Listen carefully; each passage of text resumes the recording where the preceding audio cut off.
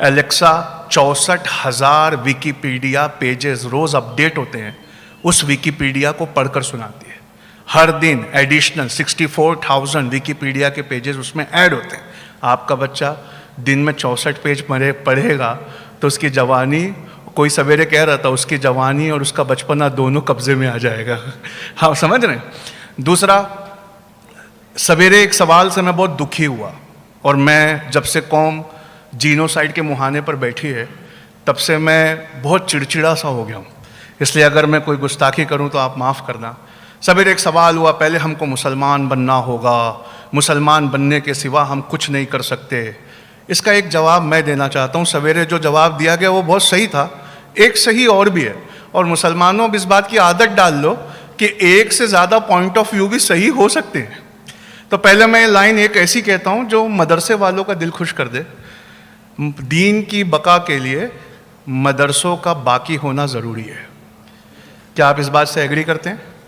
दीन की सलामती के लिए मदरसों का सलामत होना ज़रूरी है, लेकिन मदरसों की सलामती के लिए लोगों के बिजनेसेस का सलामत होना ज़रूरी है कोई माइका लाल जो हाथ उठा के बोले नहीं ये सेंटेंस गलत था, मैं काटने को तैयार हूं। मदरसों की बका के लिए लोगों के व्यापार और बिजनेस का सलामत होना जरूरी है, और 2022 में लोगों के बिजनेसेस को सलामती के लिए उनके बच्चे का दुनिया में पढ़ा लिखा होना बहुत जरूरी है। ये इकोसिस्टम है साहब। दुनिया दीन की खिदमत करती है। व्यापार के पैसों से मदरसे चलते हैं और मदरसे दीन को कायम रखते हैं। आप जज्बात और जोश में अगर दो सिलेबस को अलग अलग करना चाहोगे तो वही होगा जो आज तक होता आया है। बहरहाल, मैंने पिछले कुछ दिनों में हमारे उलमाओं की सारी तकरीरें देख डाली अपने खाली वक्त में, जो कि खाली वक्त मिलता नहीं है। तो फिर मैंने एक तकरीर लिखी, उसको सुनाने का टाइम नहीं है क्योंकि मेरे बाद दो और बहुत बड़े स्पीकर हैं, पर मैंने वो चीज़ें लिखी जो उलमाओं की स्पीच में एब्सेंट थी, यानी उलमाओं की स्पीच में वो नहीं थी। तो मैं आपके सामने वो बातें पेश करता हूँ। अगर उसमें से हम 10% भी समझ गए तो हमारा आने वाला जनरेशन जो है, जेन नेक्स्ट, वो एम्पावर हो जाएगा। पहली उसमें ये बात है कि सबसे इम्पॉर्टेंट जो हमारे उलमाओं की स्पीच में नहीं थी, क्योंकि उन्होंने हमारे दीन को बचाने का ठेका लिया था, वो हमारे दुनिया के लिए काम नहीं कर रहे थे, और उन्होंने दीन बचाया है। जितना अच्छा दीन हिंदुस्तान में बचा है मैं नहीं जानता कि कहीं और बचा होगा। लेकिन फिलॉसफी, हमारे ग्रेजुएट हुए बच्चों को एक बात समझनी होगी, जो ग्रेजुएशन में नहीं पढ़ाया जाता वो पढ़ाना होगा। मस्जिद वन मूवमेंट में हर मस्जिद में हमको बच्चों की फ़िलॉसफी पे वर्क करना होगा, क्योंकि हमारी लाइफ की जो फ़िलॉसफी होती है ना, वो ये तय करती है कि हमारी लाइफ कैसे गुजरेगी, और जो हम नहीं जानते वो ये तय करता है कि हम क्या नहीं पा सकेंगे। किसी ने कहा था इग्नोरेंस इज ब्लिस, नहीं पता है तो बहुत अच्छा है। 2022 में ये फ्रेज चेंज हो गया है। Ignorance is not bliss, ignorance बिल्कुल ब्लिस नहीं है। मस्जिद वन मूवमेंट में और NGOs को सबसे पहले एक मुहिम चलानी होगी। ग्रेजुएशन के बाद किताबों को पढ़ने की आदत डालनी होगी। जब से हमने किताबों को पढ़ना छोड़ दिया, 1 और 2 बुक्स एटलीस्ट अ मंथ पढ़ना छोड़ दिया, तब से कौम में नए आइडियाज़ का फ्लो आना बंद हो गया। और जब से नए आइडियाज़ का फ्लो आना बंद हो गया, तब से कौम इंफॉर्मेशन को वे नहीं करने लगी। हम हर इंफॉर्मेशन को पहले तराजू में तौल कर देखते थे।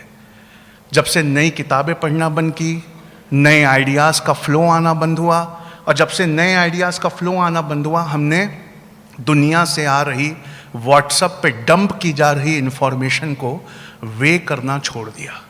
और जब से हमने इसको वे करना छोड़ दिया, हमें मेजर और माइनर इन चीज़ों में क्या डिफरेंस होता है ये पता ही चलना बंद हो गया। सबसे पहला जो हमारे वस्तानवी साहब बता के गए, हलाल और हराम, हमारे बच्चे को हमको ये सिखाना चाहिए। लेकिन उसके बाद एक और एग्जाम्पल होता है मेजर और माइनर। क्या मेजर है, क्या माइनर है? हमारी कौम के बच्चों से आप कभी मिले हैं? आप उनसे मिलकर देखेंगे वो माइनर चीज़ों पर मेजर वक्त ज़ाया कर रहे हैं, वो माइनर चीज़ों पर मेजर मनी ज़ाया कर रहे हैं, वो माइनर चीज़ों पर मेजर एनर्जी ज़ाया कर रहे हैं। जब भी हम माइनर चीज़ों पे ये काम करते हैं, हम एक माइनर कौम बन के रह जाते हैं और माइनर कौमें कभी उरूज नहीं पाती। आपको मैं एक बहुत खूबसूरत बात बताता हूँ। दुनिया में सबसे ज़्यादा किताबें पढ़ने वाली कौम यहूदियों की है। उनका साल का एवरेज 72 बुक्स है। और दुनिया में सबसे कम पढ़ने वाली कौम मुसलमानों की है। उनका साल में 6 मिनट पढ़ने का एवरेज है। साल में 6 मिनट। और हमारे डॉक्टर सईद साहब यहाँ बैठे हैं, उनकी पीएचडी में से एक आंकड़ा सुनाता हूँ। He has done a great job. उन्होंने हमारा एक सेंटेंस ठीक करके दिया। हमारी कौम पे एक इल्ज़ाम था कि मुसलमान सबसे ज़्यादा जेल में है। डॉक्टर सईद साहब की रिसर्च बताती है दुनिया की सबसे ज़्यादा कौम, इंडिया की सबसे ज़्यादा जो कौम बेगुनाह जेल में है वो हमारी कौम है। हमें एप्लीकेशन लिखना नहीं आता, इस वजह से बोर्ड पर हमारा मुकदमा तक नहीं लगता है। ये 6 मिनट साल में पढ़ने की आदत हमको कहाँ ला के छोड़ गई, ये हम जानते हैं। दूसरी एक बहुत इंपॉर्टेंट चीज़ है, पिछले 8 साल से हमारा गोल्डन पीरियड चल रहा है। क्यों? सब लोग मुस्कुराने लगे। पिछले 8 साल से हर चीज़ हम वे करके देखने लगे, तराजुओं पे तौलने लगे, और हमारे नए तराजू का नाम होना चाहिए फ्यूचरिस्टिक। हज़रत अली का कौल है रज़ी अल्लाह ताला अन्हु, वो कहते हैं कि जब अपने बच्चे की परवरिश करना तो अपने ज़माने के हिसाब से परवरिश मत करना, आने वाले ज़माने के एतबार से परवरिश करना। तुम्हारा ज़माना कुछ और था और उसका ज़माना कुछ और होगा।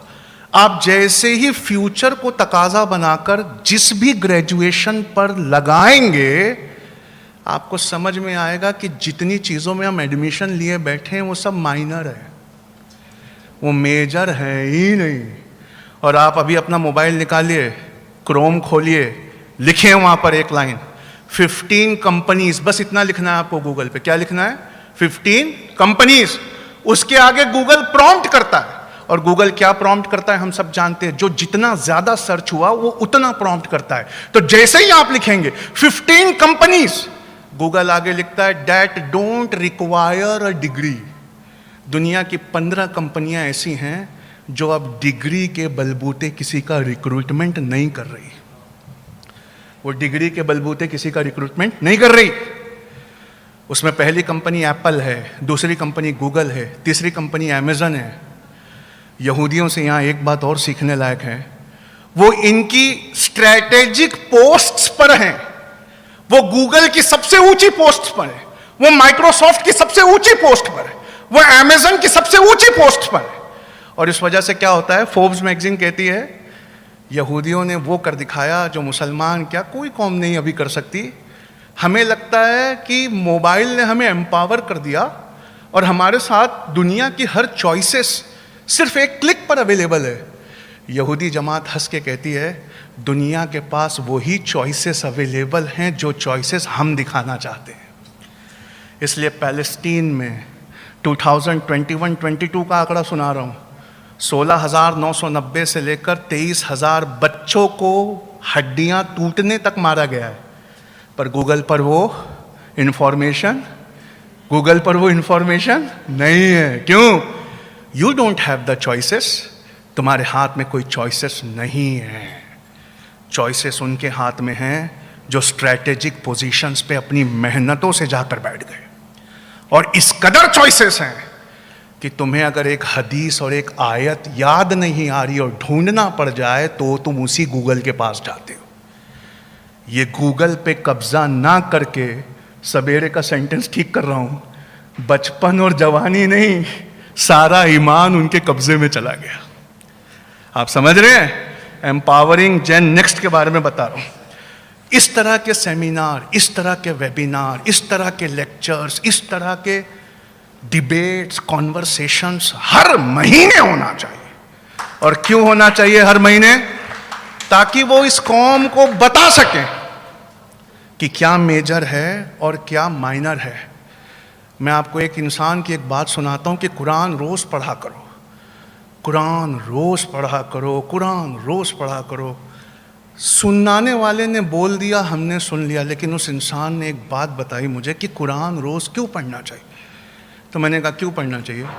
तो कहते हैं समीर भाई, जब आप रोज़ एक किताब का मुताला करते हैं तो वो आपके एरर्स इन जजमेंट को कम करता है। आप इस इंग्लिश वर्ड को धीरे धीरे सुनकर सोचिए, एरर्स इन जजमेंट, जजमेंट लेने वाली एरर्स को कम करता है। कुरान पाक हमारे ईमान के सामने आने वाले जजमेंट की एरर्स को कम करता है। वैसे ही दुनिया की एक किताब, मेरा टाइम हो भी गया बहरहाल, वैसे ही दुनिया की एक किताब आपको पढ़ना चाहिए उस फील्ड की, ताकि आने वाले ज़माने में उस फील्ड में आपका एरर इन जजमेंट कम हो। सबसे पहले मस्जिद वन मूवमेंट में मस्जिद के अंदर एंटर होते ही जहाँ हम चप्पल उतारते हैं वहाँ एक बोर्ड लगना चाहिए जिस पर यह लिखा हो कि दुनिया के सबसे हॉट ट्रेंडिंग ग्रेजुएशन कोर्सेज कौन से हैं, ताकि 5 बार हमारे सर पर हैमर हो कि दुनिया की बाकी कौमें क्या ग्रेजुएशन कर रही हैं और हम कहाँ अभी तक फंसे हुए हैं। आप मेरी बात समझ रहे हैं? दूसरी बहुत इंपॉर्टेंट चीज़ है जो मैं आपको बताता हूँ, जो आपको सुननी चाहिए, और वो ये है कि हमारी कौम के बारे में किसी ने गूगल पे लिखा था, मैं वहाँ से लेके आया कि इस कौम को अपने हाल पर नहीं रोना चाहिए। का पूछा क्यों नहीं रोना चाहिए? का इन द लास्ट डिकेड, पिछले 10 सालों में तुम्हारी कौम ने 2 टन बिरयानी खाई है और सिर्फ 2 किताबें खरीदी हैं। 2 टन बिरयानी खाई है और सिर्फ 2 किताबें खरीदी है। लेकिन वो एक बात और बहुत अच्छी बोलते हैं जो आपको सुनना चाहिए। वो कहते हैं, एक बात याद रखना और आगे की एक लाइन और सुनना है, you are a cow who eats 2 tons of biryani and only buys 2 books. और आखिरी लाइन चुभने वाली है, and that too those books are of wrong subjects. तुमने गलत सब्जेक्ट की वो किताबें खरीदी है। उसके बाद वो कहते हैं बहुत इंपॉर्टेंट चीज़, और वो कहते हैं कि तुम कहते हो कि तुम गरीब कौम हो। एशियन डेवलपमेंट बैंक कहता है मुसलमानों में से अक्सरियत की आमदनी एक दिन की $2 से कम है। कितनी कम है? $2 से कम है। तो हम किस चीज़ पे खर्चा करें ये तो तय ही नहीं हो सकता। $2 यार, 160 रुपये मुश्किल से। अब 160 रुपये में क्या किताब खरीदे और क्या बिरयानी खरीदे। उस इंसान ने लिखा, जब पैसा कम हो तब इस बात से ज़्यादा फर्क पड़ता है कि वो किस चीज़ पे खर्च किया जा रहा है। जब पैसा ज़्यादा हो कहीं भी उड़ाने से फर्क नहीं पड़ता, लेकिन जब पैसा कम हो तब इस बात से ज़्यादा फर्क पड़ता है कि किया जा रहा है। तो उन्होंने कहा, और मैं आपको सुनाना चाहता हूँ, ज्यूस के लिए उन्होंने कहा है, मैं आपको बताना चाहता हूँ, हर एनजीओज, हर मस्जिद वन मूवमेंट, उसमें गोल्स लिखे होना चाहिए। वजू खाने के पास 15 साल में एक बच्चे को कहाँ पहुँचना चाहिए, 20 साल में हमारे क्या गोल्स होना चाहिए, 25 साल में हमें कहाँ पहुँचना चाहिए। और उस कौम को लानत की नज़र से दुनिया देखती है जिस कौम के बच्चे 40 होते होते फाइनेंशियली इंडिपेंडेंट नहीं हो जाते। हमें अपने बच्चों को ऐसी फिलॉसफी पढ़ानी होगी, फाइनेंशियल फिलॉसफी, स्टार्टिंग 15 ईयर्स, 15 साल से नया सिलेबस लाना होगा, ताकि 40 साल की उम्र पहुँचते पहुँचते वो फाइनेंशियली क्या हो जाए? बताइए, फाइनेंशियली क्या हो जाए? इंडिपेंडेंट हो जाए। और वाह रे मेरे रब, मेरे अल्लाह और अल्लाह के रसूल का दिया हुआ इस्लाम वाहिद मज़हब है, वाहिद मज़हब है जिसकी एक ख़ास कैरेक्टरिस्टिक है। बाकी कौमें जब पढ़ लिख लेती हैं तो वो अपने मज़हब से दूर हो जाती है। ये हमारा ही इस्लाम पता नहीं किस चीज़ से बना है, हम जितना पढ़ लिख लेते हैं उतना अपने इस्लाम से मोहब्बत करने लगते हैं। मैं आपको बताऊं, जो लोग इस समय जेल में हैं, जिनके ब्याल बच्चे 1-1 रुपये के लिए तरस रहे हैं, जिसको हम भुलाए बैठे हैं, जिन्होंने हमारे सर पर से सीए एनआरसी हटा दिया, वो लोग दुनिया में बहुत ऊंचा ग्रेजुएशन किए हुए लोग हैं। वो लोग अल्लाह के लिए और उसके कलमे के लिए अपने बच्चों के घर लुटाकर जेलों में बंद है। चलना मेरे साथ जरा तिहाड़ जेल। एक दाढ़ी वाला अगर अंदर हो तो मुझे बता देना क्यों। जब साइंस और ज्योग्राफी और हिस्ट्री इन तकाजों से अल्लाह की कुदरत को कोई मुसलमान देखता है तो वो अपने रब से प्यार किए बिना नहीं रह पाता, वो अपने रब के करीब आए बिना नहीं रह पाता। इसलिए मस्जिद वन मूवमेंट के तहत एज एन आईएएस कोच मैं आखिरी बात बोलता हूं, क्योंकि मेरे सामने ये खड़े हैं मुझे बिठाने के लिए। मैं एक आखिरी बात कहता हूं। नहीं, मेरे से बड़े स्पीकर्स बैठे हैं। मैं एक आखिरी बात कहता हूं, सुनिए। हमारे हर बच्चे को आईएएस करना कंपलसरी होना चाहिए। पूछा यार आईएएस कैसे करें, क्यों करें, काहे के लिए करें? तो मैं बताता हूँ क्यों करें। क्योंकि आईएएस का जो सिलेबस है ना, उसमें हिस्ट्री है। जो कौमें अपनी तवारीख को भुला देती हैं, तवारीख उन कौमों को भुला देती है। उसमें ज्योग्राफी है, वो ज्योग्राफी जो सूरह अल रहमान की तफसीर है। तुम गौर क्यों नहीं करते? तुम अल्लाह की कौन कौन सी नेमतों को झुटलाओगे? वो है। उसमें पॉलिटी है, कॉन्स्टिट्यूशन है, और हमें शर्म से डूब कर मर जाना चाहिए। दुनिया को पहला कॉन्स्टिट्यूशन देने वाले हम हैं। आज हमें अपने संवैधानिक राइट्स नहीं मालूम है, और उसमें दुनिया का सबसे इंपॉर्टेंट सब्जेक्ट है। मुसलमानों कान खोलो जो मैं बता रहा हूँ।